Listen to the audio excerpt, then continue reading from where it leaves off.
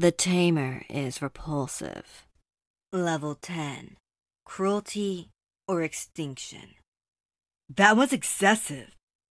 Don't be like that. It was weak, unfit for survival. But that I died by my paws, not the paws of others who would have made it longer and more painful. You choked her to death for a good 3 minutes before killing her. I choked it for a good 3 minutes, which is better than the alternative. And what alternative would that be?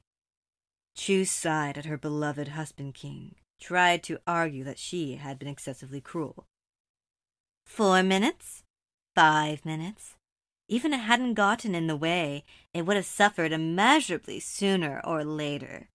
The innocence and childish adoration that it suffered from are antithetical to our existence. Given enough time and enough experience, it would have ended up either dead, broken, eaten, mutilated, or as a being that exemplifies everything that we Ratans stand for.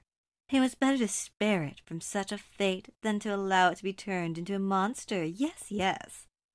I couldn't take it. If killing the little girl so cruelly was enough, the fact that her own kind cannibalized her and her own god had so callously viewed her as not a she but an it was certainly proof that this was not a good place. I had tried to argue for betterment for everyone, but time and again I was rebuked for my native compassion and told that I could not hope to change the way things were. There must be some way to feed your kind without resorting to something like that. There is, but it would doom our race to extinction. What do you mean? Chu sat down in a massive chair and crossed her legs. Her eyes closed and she held her hands together, rigging her fingers as she went over the hypothetical situation that would temporarily keep her people from cannibalism.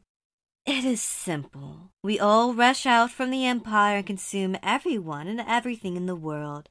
All the animals, fungi, plants, everything and everyone, even you. This would keep us from starving for a time, maybe about a century or 2 at most. But then what would happen? Without any plants, there would be no ability to filter the air, and with no more animals, we would turn on each other.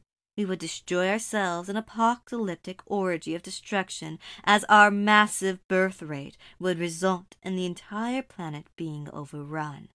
With no more meals beside our own kind left, civil war would erupt, and in that hell we would do even more damage to the already mortally wounded ecosystem.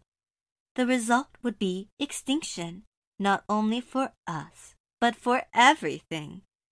The way things happen to be are cruel and against your morals, but we have no other way to continue to exist without destroying ourselves. Chu's eyes opened as she gave me a chilling glance. This is how things must be. There is no other way to do things. It is in our biology to be this way, and only through the daily sacrifices of hundreds of millions can many billions lives and hundreds of millions more be born.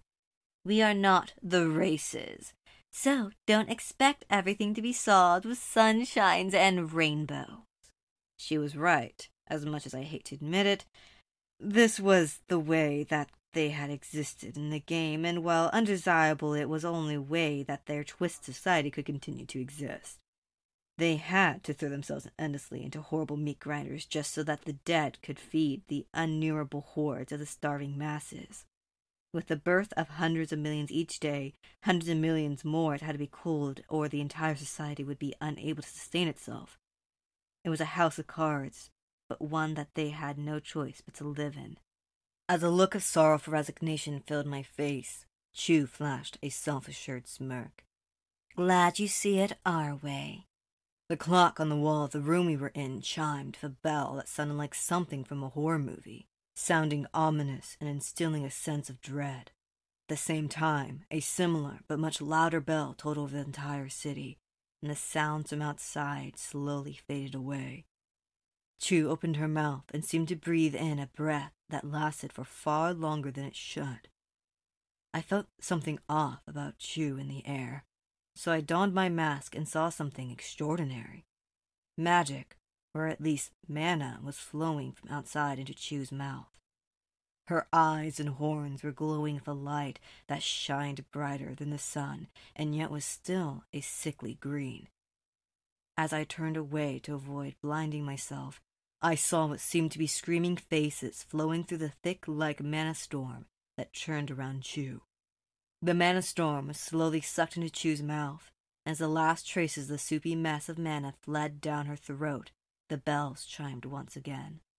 I removed my mask and checked the time, only to realize I had stood enraptured by the phenomenon that was occurring for a good long while. What was that? Chu chuckled and stood up. Walking over to me, she placed her paw on my shoulder. The alternative to sending meat to the grinder. Still lots of new food for the starving masses, but at least they died in service to their goddess, right? I had a sinking feeling that I knew exactly what that bell had forced her kind to do. Nothing truly beneficial for the nation comes without sacrifice.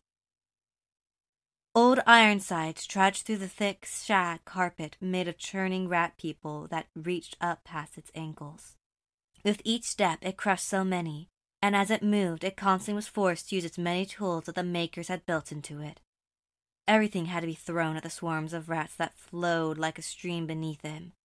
But it was like trying to swat all the water in a kiddie pool away using your bare hands, as it was constantly filled back to capacity. It was an exercise in futility to try and render the rattan extinct single-handedly. But old Ironsides had not been programmed to understand that. Thus, the machine continued to trample its hated foe underfoot as it unleashed mass amounts of destruction upon those around it. It only had one way to truly push back the pool of rat bodies that constantly and futilely tried to destroy it. Execute protocol. Holy Webstorm. Decolation. Drop the base. It was at that moment a noise that was unlike anything that had any being in the world, aside from the valley, had ever heard echoed like an ungodly storm throughout the cave, echoing off every surface and amplifying the sound to levels unbearable for even a hardy being like a dwarf. The noise was so loud that it instantly killed every rat and rattan within earshot and even kilometers down the tunnels in every direction.